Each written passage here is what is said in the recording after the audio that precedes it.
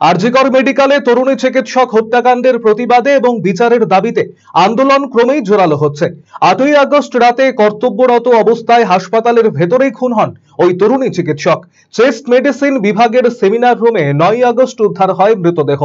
এই হত্যা মামলার বিচার প্রক্রিয়া এখন চলছে সুপ্রিম কোর্টে। সোমবার সেই মামলার শুনানি রয়েছে সুপ্রিম কোর্টে।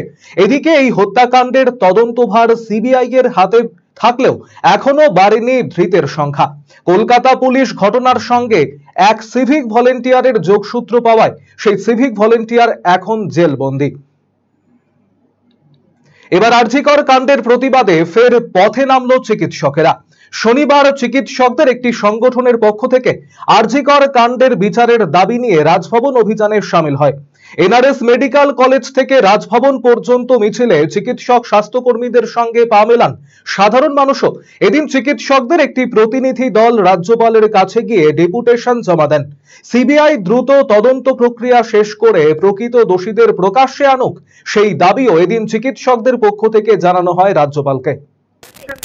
আজকে প্রায় কয়েক হাজার ডাক্তার, নার্স, স্বাস্থ্যকর্মী, সমাজের বিভিন্ন স্তরের বিশিষ্ট ব্যক্তি, খেলোয়াড় থেকে শুরু করে বিজ্ঞানী থেকে শুরু করে আজকে এনআরএস মেডিকেল কলেজের এমার্জেন্সি গেট থেকে আমরা হেঁটে যাব মিছিল করে সুশৃঙ্খলভাবে রাজভবনে।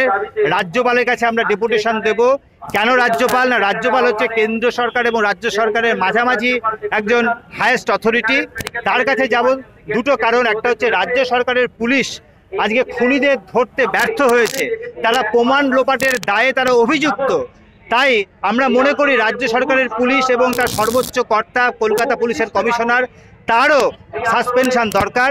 2 নম্বর হচ্ছে সিবিআই এই কেসটা নিয়ে কিন্তু অনেক টালবাহানা করছে, দেরি করছে, ফলে অবিলম্বে মানুষ চায় ন্যায় বিচার হোক। সেই বিচার কিন্তু সুপ্রিম কোর্টেও পরপর শুনানির ডেট পিছিয়ে যাচ্ছে, এটাও কিন্তু সাধারণ মানুষ ভালোভাবে নিচ্ছে না।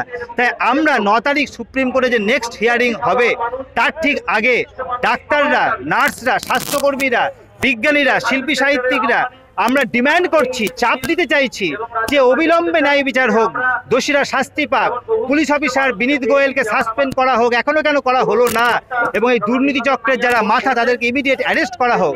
সেই জন্য কিন্তু আজকে আমাদের এই মিছিল।